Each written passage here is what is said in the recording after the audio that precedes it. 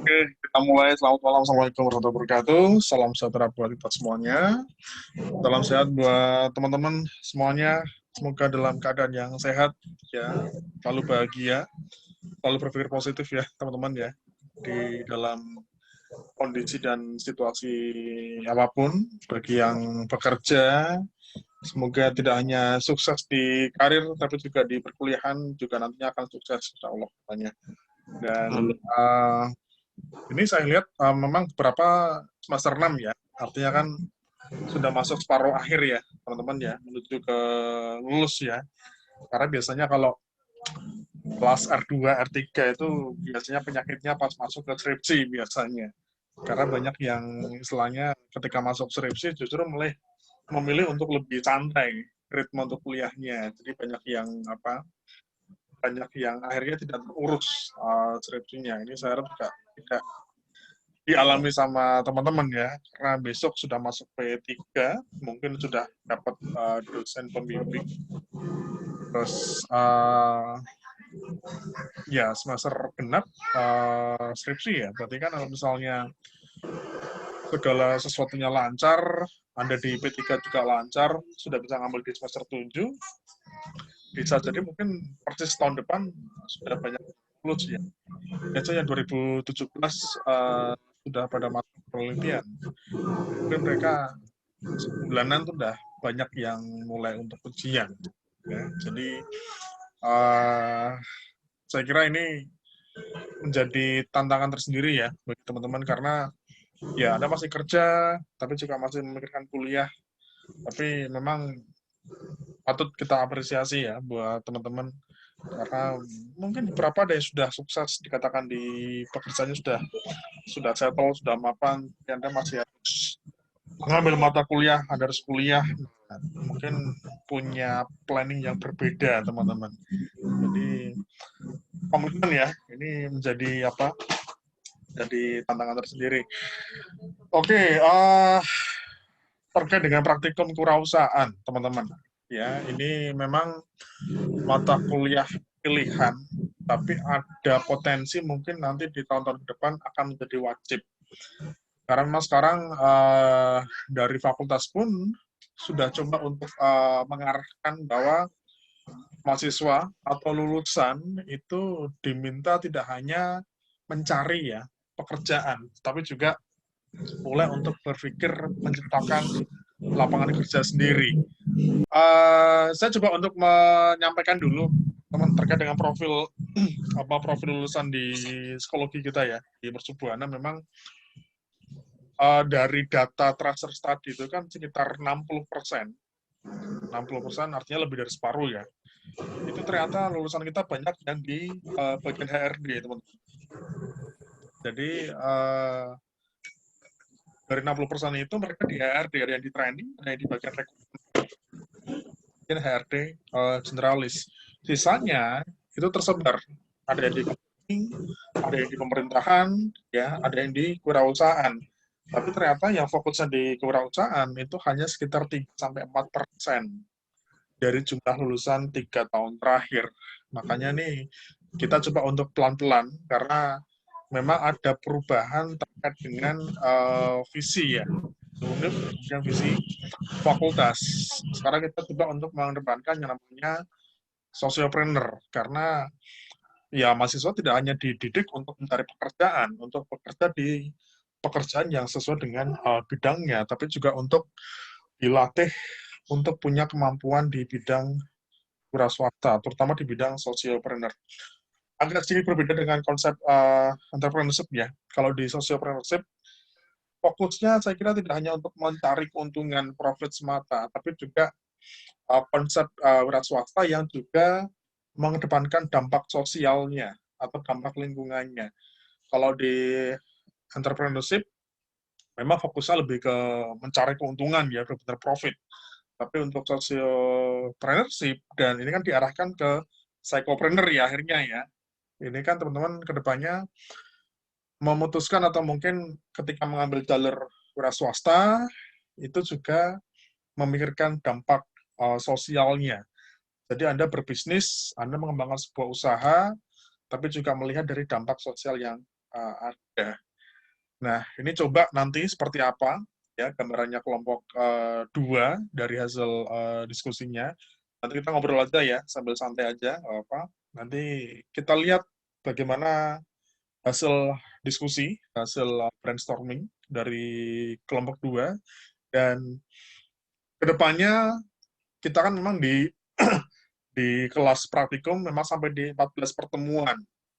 Cuma ini memang ada proyek, ada apa, ada penawaran. Kalau misalnya ada teman-teman yang mau serius untuk coba mengembangkan ide bisnisnya menjadi sebuah usaha, ini di luar kuliahannya, di luar perkuliahan, itu dari kami, tim-tim dosen yang tergabung di unit kewirausahaan, itu akan siap untuk mendampingi, akan siap untuk membantu. Kalau misalnya teman-teman ada yang pengen terus mengembangkan ide bisnisnya selama kuliah menjadi sebuah ide, ya, ide perusahaan. Ini beberapa kelompok, ya, beberapa mahasiswa sudah mulai bergerak, ya, sudah mulai coba untuk mengembangkan apa bisnis sebenarnya. Ini yang terakhir yang di R2 ya, ini kan R3 ya. Yang R2 itu kemarin bikin semacam tour, ya, paket wisata ke apa? Paket wisata ke kota gede. Jadi mereka berkunjung ke kota tua di kota gede, mungkin Mas Arief juga tahu. Itu mereka berkunjung melihat suasana perkampungan di sana, terus ada niatan dari teman-teman kelompok tersebut membuat kegiatan itu menjadi kegiatan yang benar-benar akan dicoba untuk dikomersilkan. Nah, nanti next time kalau misalnya memang tertarik, ya, nanti kita bisa obrolkan lebih lanjut ya. Ya, gitu. Oke, gitu aja mungkin teman-teman yang kelompok 2, silakan langsung saja untuk bisa memulai terlebih dahulu. Monggo, silakan. Siapa yang mau menyampaikan terlebih dahulu? Baik, terima kasih Bapak. Mbak Wahyu, silakan Mbak Wahyu. Oke, baik. Terima kasih Mas Arif. Kami dari kelompok 2, Praktikum Kewirausahaan Psikologi 33F. Di sini ada Mas Arif Rahman Hakim, Ahmad Mustafiri Salahuddin, Ahmad Saibani, dan saya sendiri Wahyu Wijayanti, Yohanes Aku Wahyu Nugroho. Baik, di sini kami memilih salah satu usaha, yaitu pelatihan komunikasi efektif dengan nama DTS atau Dare to Speak dengan Declan, saatnya kamu yang bicara. Baik, selanjutnya akan disampaikan oleh Mas Arif.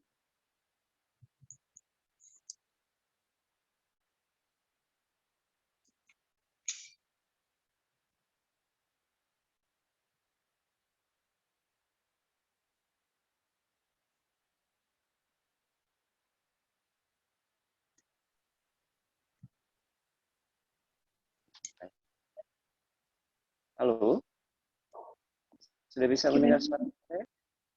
Bisa, Mas. Sudah bisa ya? Ya, bisa Mas. Monggo. Coba ulang share screen-nya.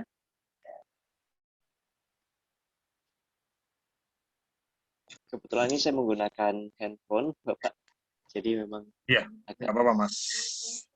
baik. Terima kasih Bapak Fahmi dan juga Mbak Wahyu. Pada kesempatan kali ini kami akan menyampaikan 5 poin penting, yaitu mengenai pertama ide usaha terpilih, kemudian latar belakang pemilihan jenis produk dari bisnis yang kami pilih, selanjutnya keunggulan produk bisnis tersebut, segmentasinya, dan juga yang terakhir ada strategi pemasaran. Mengapa kemudian kami memilih pelatihan komunikasi efektif dengan nama merek DTS atau Dare to Speak Communication Training Center? Itu sebenarnya melalui beberapa pertimbangan, Bapak. Pertama, memang di era ini bahwa komunikasi atau public speaking masih menjadi ketakutan dan juga kekhawatiran besar bagi banyak orang. Sehingga orang merasa bahwa dirinya merasa gagap komunikasi, begitu ya. Dan barangkali banyak orang juga merasa bahwa dirinya menjadi gagap komunikasi karena tidak berpengalaman dalam hal komunikasi. Kemudian ketika berkomunikasi, melakukan public speaking, eksekusinya tidak berkesan, sehingga pesannya juga tidak sampai. Dan beberapa juga mengatakan bahwa mereka kurang berlatih untuk perihal komunikasi ini. Selain itu, hal yang penting dalam komunikasi atau public speaking adalah mengenai kemampuan vokalnya. Dan sebagian besar orang itu mengabaikan tentang teknik berbicaranya. Karena mungkin ada anggapan bahwa komunikasi itu tidak penting, dan sebagian besar orang masih menganggap bahwa komunikasi itu bukan merupakan suatu keahlian. Seperti itu. Itulah mengapa kami memilih ide usaha pelatihan komunikasi efektif ini. Selanjutnya akan disampaikan oleh rekan saya, Mas Pirin. Silakan.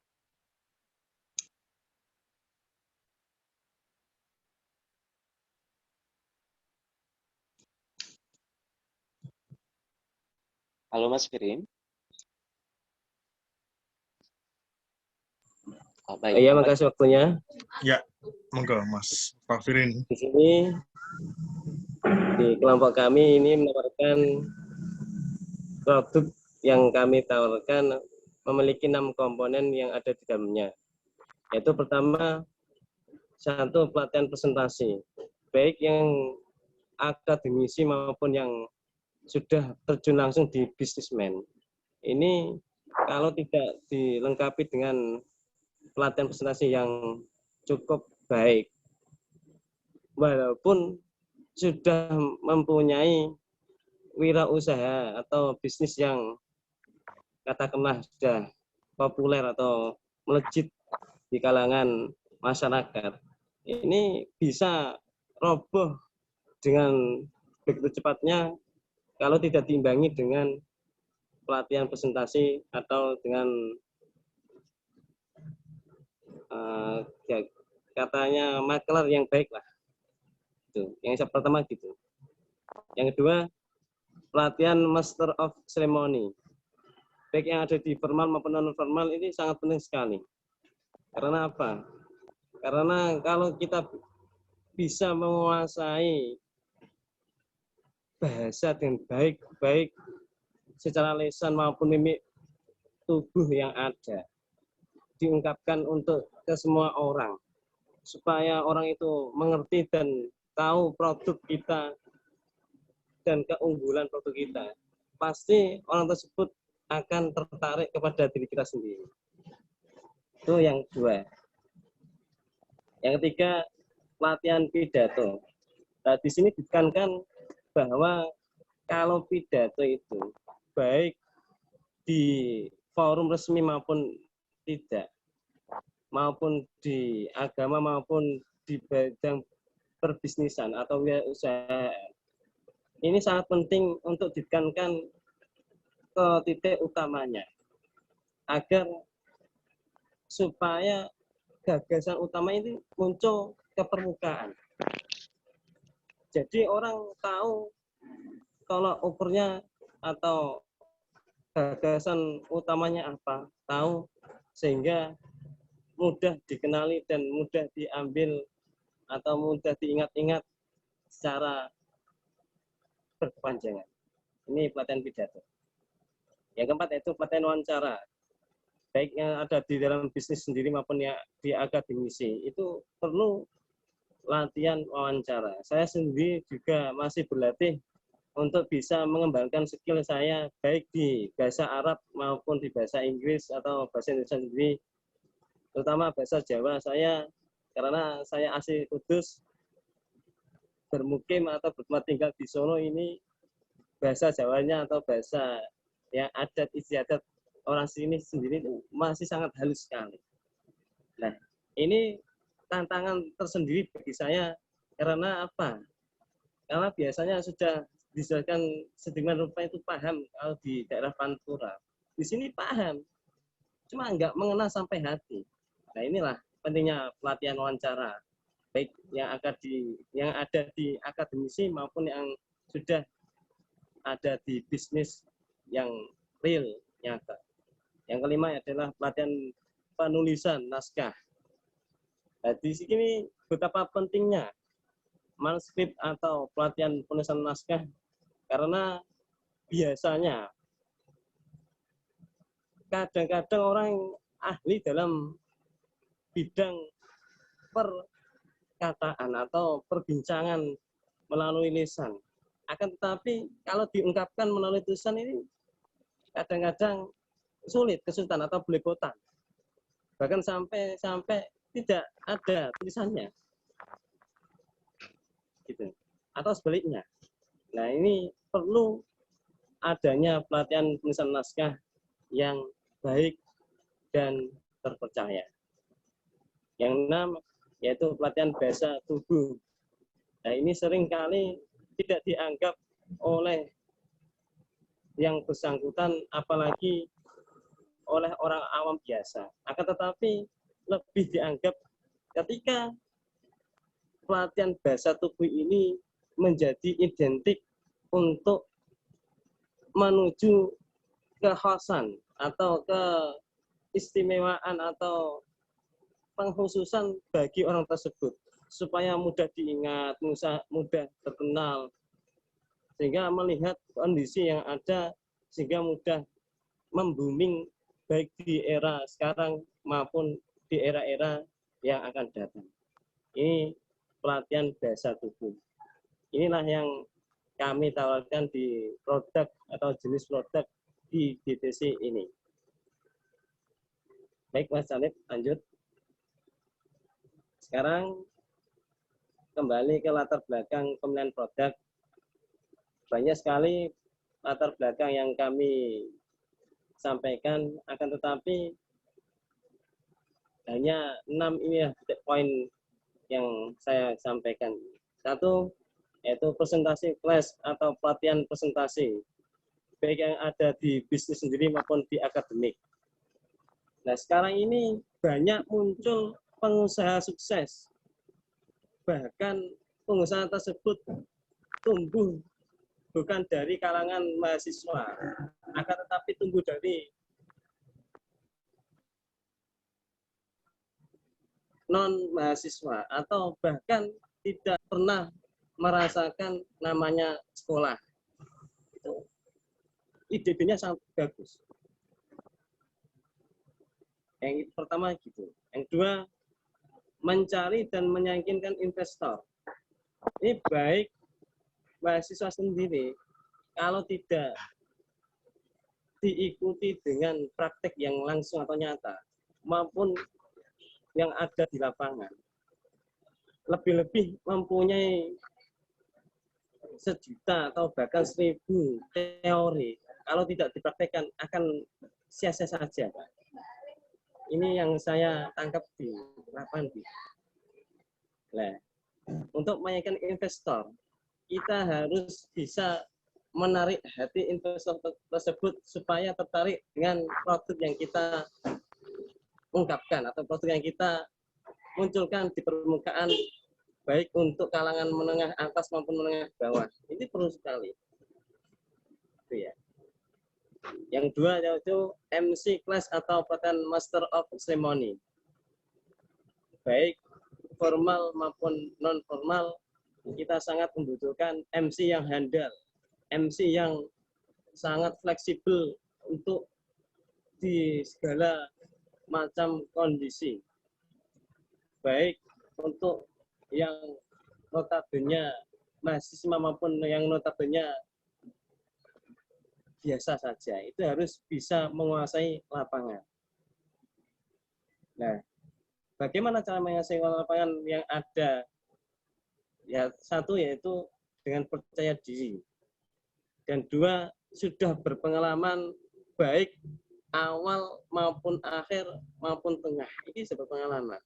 Sehingga akal pikiran kita dan hati kita itu menjadi satu, tidak berubah sedikit pun untuk bisa menjadi MC yang lebih baik.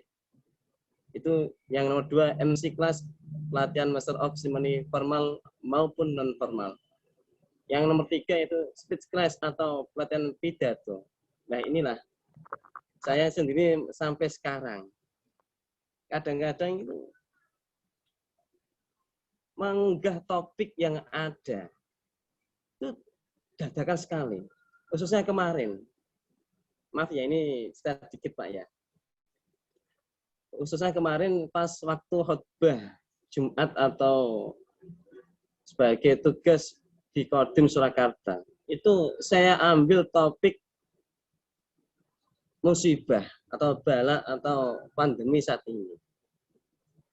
Nah, itu sering kita masalah dalam persepsi masing-masing. sudut pandang kita berbeda dengan yang lainnya. Nah inilah kita harus bisa meyakinkan, kembali ke awal tadi ya, meyakinkan investor atau meyakinkan orang yang bekerja dalam dunia perusahaan ini. Lebih baik untuk menonjolkan gagasan utama dan dilengkapi dengan solusi permasalahan tersebut. Itu yang menjadi pokok speech class atau paten pidato ini. Kalau Mas Arief ingin menambahi, silakan Mas Arief.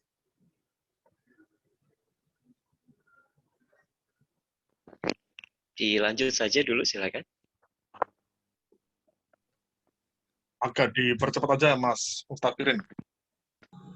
Selanjutnya Mas Bani. Boleh, monggo, silakan. Izin Pak, saya tinggalkan. Karena anak dan istri ini sakit, rumah sakit. Oh, siap. Assalamualaikum. Waalaikumsalam. Baik, selanjutnya Mas Ahmad Saibani, silakan Mas. Terima kasih. Saya akan melanjutkan mengenai latar belakang pemilihan produk. Untuk nomor 4, interview kelas atau pelatihan wawancara atau bisnis _akademik. Untuk yang pertama, kebutuhan rekrutmen kerja, pendidikan, dan pelatihan. Penelitian, mohon maaf. Kemudian, menjadikan wawancara lebih efektif, efisien, dan menyenangkan. Kemudian menjawab lugas dan terarah. Selanjutnya, perlu referensi jawaban yang memukau. Untuk yang terakhir, penggunaan tata bahasa yang relevan. Kemudian, untuk nomor 5, script writing class, pelatihan penulisan naskah. Yang pertama, kebutuhan akan kemampuan menulis naskah untuk berbagai tujuan. Nomor 2, teknik pemilihan diksi atau ungkapan. Dan yang terakhir, penyusunan kalimat dan pemenggalan. Kemudian untuk nomor 6, body language class atau pelatihan bahasa tubuh. Bahasa tubuh atau bahasa yang tampak dan beruniversal. Kemudian mempengaruhi persepsi audiens. Nomor 3, menarik perhatian audiens. Dan yang terakhir, penentu dalam kestabilan emosi.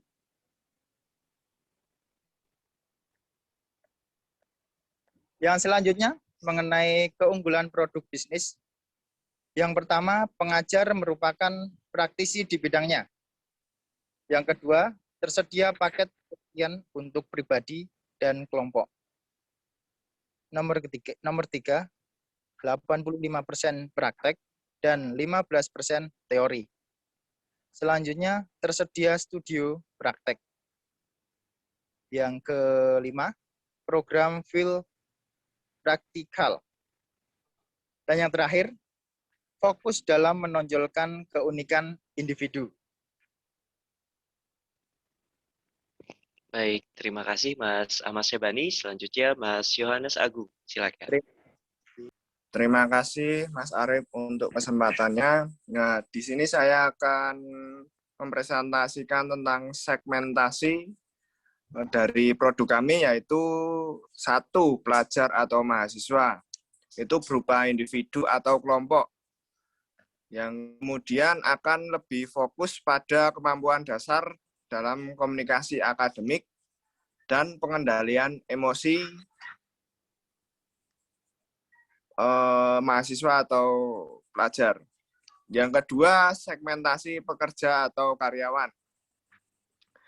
Itu berupa individu atau kelompok juga, dan kemudian akan lebih fokus pada upaya menonjolkan keunikan individu serta personal selling. Kemudian yang ketiga ada masyarakat umum.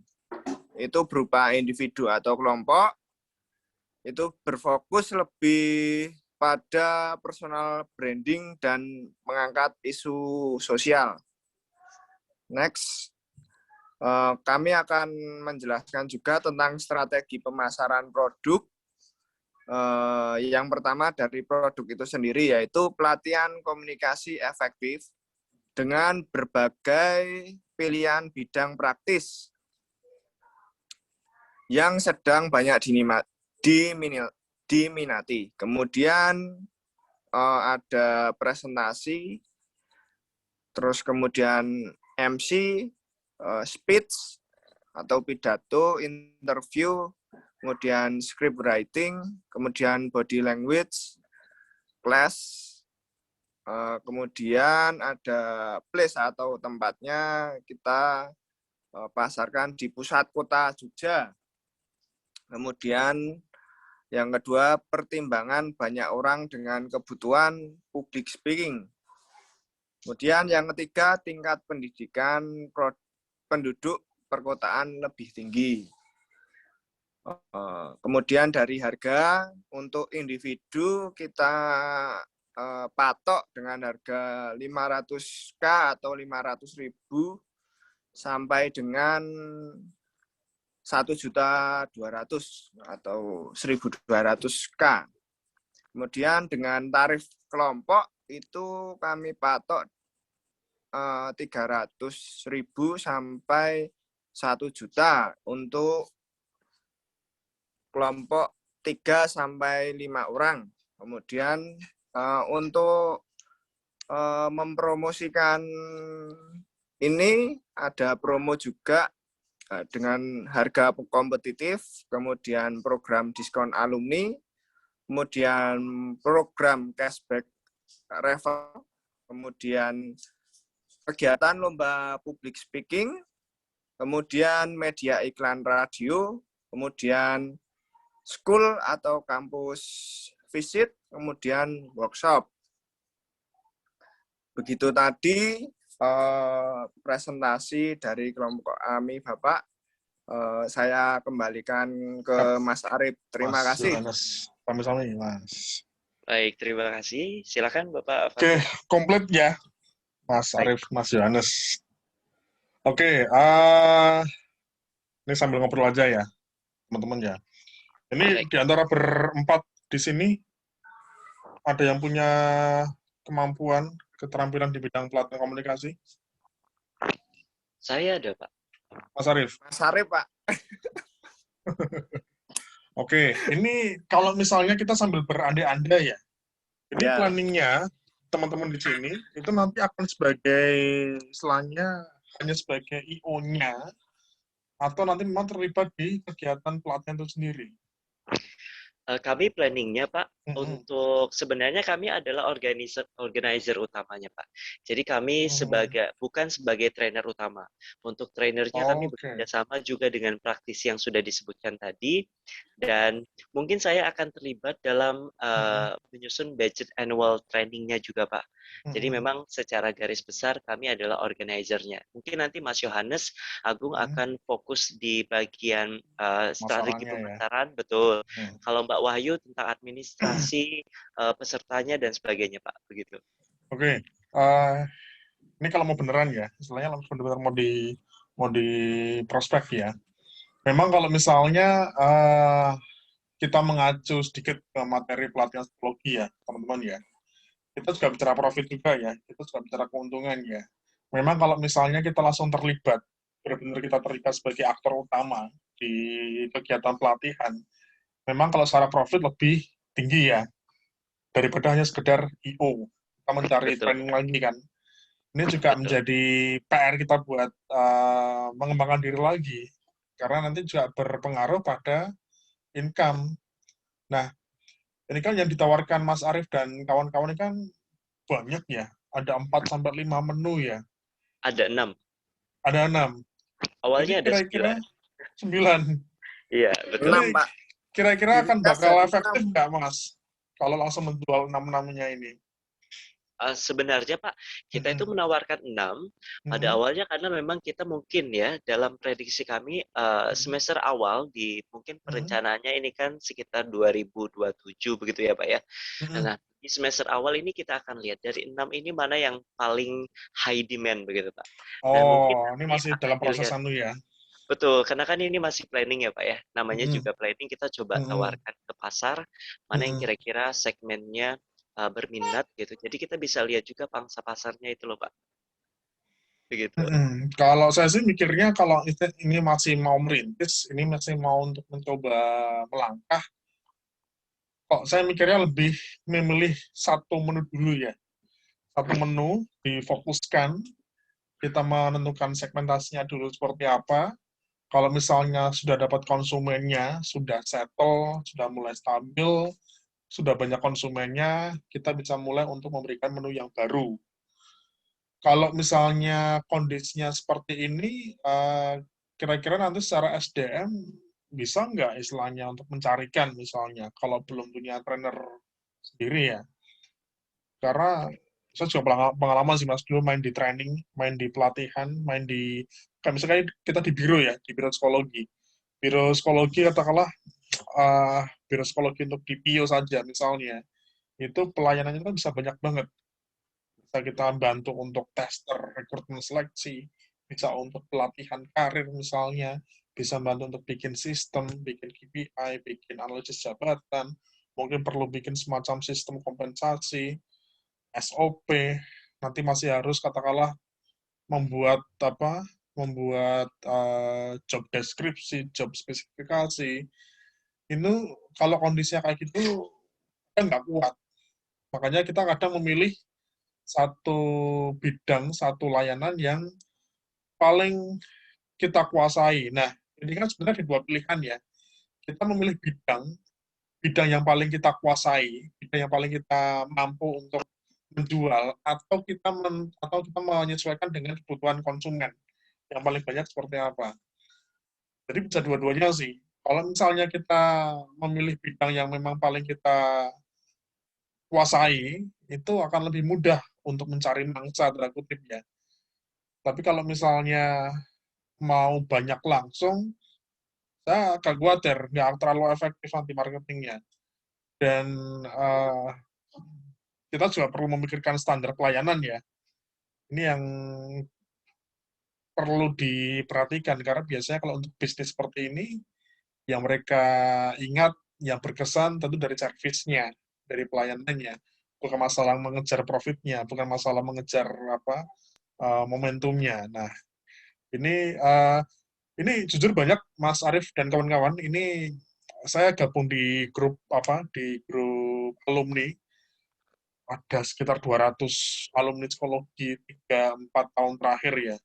Memang belum semua alumni bisa masuk ya. Jadi saya mencatat ada 3-4 alumni yang menjadi trainer profesional. Jadi mereka saya kurang tahu, mereka independen. Istilahnya mereka membawa nama sendiri, selain jual diri sendiri, atau mereka tergabung di satu lembaga, tapi sepertinya mereka jual diri, Mas. Istilahnya benar-benar independen. Mereka mengedepankan lebih ke service excellent, sama ke ya komunikasi interpersonal, komunikasi efektif. Itu ada Mas Anas Firdaus sama Mas Muhammad Iqbal. Nanti saya kalau misalnya butuh channel. Mereka modalnya sepertinya fokusnya di dua materi itu, Mas. Jadi yang pada akhirnya itu menjadi identitas mereka. Seperti satu lagi ada alumni namanya Mbak Wahyu Bintari, dia juga fokusnya ke service excellent. Jadi ketika diberikan atau mungkin ditawari untuk pelatihan komunikasi yang bukan service excellent, dia menolak karena takut nggak akan memuaskan si kliennya. Jadi yaudah, itu menjadi identitasnya si alumni tersebut, sehingga harus benar-benar pintar mencari konsumen yang membutuhkan jasanya dia. Nah, ini seperti halnya kita menjual produk, kita menjual makanan ya. Ada kalanya orang memberikan menu atau mungkin menambah menu karena mengikuti tren yang ada. Tapi kembali lagi soal kualitas. Kayak inilah misalnya, tahu Olive ya, Olive fried chicken ya, Tahu Pak. hanya rocket chicken. Tahu, Pak. Betul. Olive tuh kan setahun terakhir tuh kan ada menu baru ayam geprek kan. Betul. Karena dulu Ya. kita kenal olive hanya ayam goreng tok, Mas. Ayam goreng, french fries, ya nasi, wes, kuwi tok. Terus Yang tambah lagi 3 tren ayam ribu ya, Pak. geprek. Lagi tren ayam geprek, ya lagi tren di Jogja banyak ayam geprek, akhirnya dia menambah menu ayam geprek. Sama kayak CFC ya, tahu ya, California Fried Chicken. Itu Ya. namanya CFC tapi dari Indonesia tuh, Mas. Iya. CFC itu kan saya baru lihatnya sebelum COVID ya, sebelum COVID dia nambah menu baru. Jadi ayam geprek. Jadi ayam ya CFC kan konsepnya kayak KFC, kayak Texas, kayak McD ya. Tapi di situ ada ayam gepreknya. Jadi tiba-tiba di balik dapurnya CFC itu ada cowok gede, Mas. Ada nama baru apa ada menu baru. Manfaatin momen akhirnya kan. Tapi juga nggak tahu soal rasa, soal kualitas. Orang mungkin akan lebih memilih yang memang lebih enak ya, bukan suatu produk yang mengikuti tren itu sendiri. Nah, ini juga nanti ini kembali lagi soal pemilihan produk ya. Ini segmentasinya juga nanti kan juga macam-macam ya. Ada pelajar, ada umum, ada masyarakat. Kalau saya sih pinginnya mungkin lebih fokus aja sih Mas. Kemana? Lebih ke karyawan, profesional, umum, atau ke mahasiswa misalnya. Karena kalau mau mengedepankan pelatihan komunikasi, efektif, interpersonal, pidato, dan sebagainya, nanti TNA-nya juga beda-beda tuh. Istilahnya analisis kebutuhannya juga berbeda-beda. Mahasiswa biasanya. 2 tahun yang lalu apa ya, 2019 atau 2018 akhir, kelompok ini juga, kelompok praktikum kewirausahaan, mereka menjual pelatihan komunikasi, terus tapi saya fokuskan untuk targetnya mahasiswa, pelatihan komunikasi berbicara menjelang skripsi. Jadi yang dilatih itu kemampuan mahasiswa untuk menyampaikan materi presentasi skripsi, sidang. Oh, yang daftar banyak banget, Mas. Kita punya kuota cuma 30. Jadi memang dari trainernya, memang mereka ngambil dari trainer luar ya, jadi nggak ngisi sendiri. Jadi mengambil tren dari luar, dari UGM kebetulan, dia penyiar radio juga di Suara Agama. Terus kuota hanya 30, karena dari si trainer meminta kuota jangan banyak-banyak, karena nggak akan efektif. Ini terkait juga dengan pelayanan. Jadi misalnya kita mau profit, bisa kita buka pendaftaran sampai 100, sampai 80 sampai 100 bisa aja buka pendaftaran. Makin banyak keuntungan kita. Cuma dari trainernya berpesan jangan lebih dari 30. Jadi hanya 30 karena untuk mementingkan soal kualitas. Sedangkan kita butuh bayar dia nih untuk jasanya dia. Ya otomatis uang pendaftaran agak dinaikin, tapi dengan standar kualitas yang lebih baik. Itu ternyata memang cocok. Karena memang sebelumnya si anak-anak yang kemarin praktek, saya minta riset dulu, nyebar semacam survei. Jadi dari pelatihan komunikasi yang paling dibutuhkan apa? Oh, pelatihan komunikasi menjawab pertanyaan skripsi dan presentasi hasil skripsinya. Alhamdulillah memang banyak. Itu dibuka pendaftaran nggak sampai 5 hari, sudah sold out itu, Mas. Nah, contohnya itu aja sih misalnya. Itu lebih efektif kalau jelas sasarannya. Karena nanti untuk karyawan, beda lagi nanti kebutuhannya. Karena masing-masing karyawan pun, mungkin di tempatnya Mas Arief ya, untuk front office, resepsionis, nanti marketing hotelnya, tentu kebutuhannya beda. Dengan warehouse, dengan housekeeping-nya misalnya, nah, bentuk komunikasinya juga pasti akan beda. Nah, saya sih mending lebih fokus ke segmentasinya, lebih fokus ke produknya. Kita mau menentukan segmentasinya dulu, atau mau menentukan produknya. Artinya kita menentukan produk yang memang sesuai dengan keterampilan yang kita kuasai. Itu akan lebih enak. Nanti nyari database, orang udah mulai banyak yang pakai jasa Anda, kita punya banyak data marketing, nanti misalnya sudah mulai settle, kita nyebar lagi. Nyebar info lewat orang-orang yang kemarin daftar ikut pelatihan kita. Nanti Mas Yohanes nyiapin datanya, nanti Mas Yohanes yang ngirim WA misalnya, ngirim flyer. Kita ada menu baru nih, yang tadinya mungkin pelatihan katakanlah public speaking. Ini timnya Mas Yohanes, Mas Arief punya menu baru misalnya, pelatihan bahasa tubuh misalnya. Ini bisa jadi nanti akan ada beberapa batch ya, batch 1, batch 2, batch 3, dan seterusnya. Itu Anda mau benar-benar di jasa apa? Di jasa training. Cuma kalau cara keuntungan, cara profit memang nggak nyaman dan nggak aman sih, Mas. Karena ya itu, mau duitnya banyak, istilahnya mau dapat profit, ya Anda harus bergerak. Jadi kemarin banyak yang collapse ya, pas COVID ya. Teman-teman saya yang fokusnya di bidang training, yang di pelatihan training, benar-benar banting setir, yang tadinya benar-benar independen sebagai seorang training, COVID, Corona, mereka kerja akhirnya, yang nggak ada pemasukan. Cuma ini pelan-pelan sih. Kondisinya kayak gitu. Jadi, saya boleh tahu Mas Yohanes, jenengan dinas di mana? Gimana, Pak? Jenengan dinasnya di mana, Mas? Oh, saya di Polda, Pak. Di bagian apa, jenengan? Oh, saya di Sabara, Pak. Oh, Sabara. Sabara Iya. itu banyak teman saya, Mas. Ada Mas Arief, ada Mas Lukman, Oh, iya. ada... Itu sekarang di kalau Mas Lukman itu sekarang di SDM, Pak. Oh iya, Deng. Ya. Di psikologi itu loh, Pak. Ya, Tes psikologi, ya. habis lulus juga, ada Mas. Iya, Sabara itu dulu ada Mas Arief, tapi kayaknya dipindah ke Gunung Agung. iya. Terus ada Mas Ridwan, nggak tahu masih di atau enggak. Kemarin juga habis lulus. Itu masih di Sabara juga kalau nggak salah. Mas Di Ridwan Sabara itu. juga. Iya. Mas Yohanes, jangan ada peluang untuk pindah ke SDM nggak, Mas? Biasanya.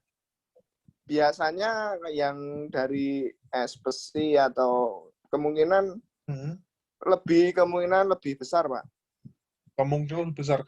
Nah, Iya. nggak salah Polda itu hampir semuanya dari mercu ya. Ada Pak Andi Arsyana dulu kan. Iya. Ada Pak Sulis, Pak ya. Ya, Pak Sulis. Ya, Oh, Pak Sulis itu dari mercu juga. Di mercu. Rata-rata yang dari SDM Polda itu kuliahnya di mercu semua, Pak. Nah, ini Mas Arief nih butuh channel Polda, Mas Yohanes siap nyambungin. Siap. Kemarin tuh ada Mas Yohanes, ada anak praktek kita juga. Dulu pelatihan dengan divisi Humas Polda. Ya. Jadi tahun pira ya Mas ya, 2018 itu ada kelompok praktek kewirausahaan. Dia menjual pelatihan team building. Dia menjual kalau nggak salah dia punya channel memang. Jadi ada outbound antara media, jadi wartawan dengan divisi humasnya Polda. Itu yang garap anak mercu. Jadi ada outbound. Outboundnya itu antara divisi humas Polda dengan wartawan, media cetak, media online. Itu yang garap si Ari Pranata dan kawan-kawan, anak 2015. Itu yang bermula dari praktik kewirausahaan. Jadi kawian tenanan itu. Jadi ini sebenarnya monggo sih teman-teman ke depannya ya. Kalau misalnya sudah lulus, sekarang juga masing-masing pasti punya tujuan masing-masing ya terkait dengan karirnya.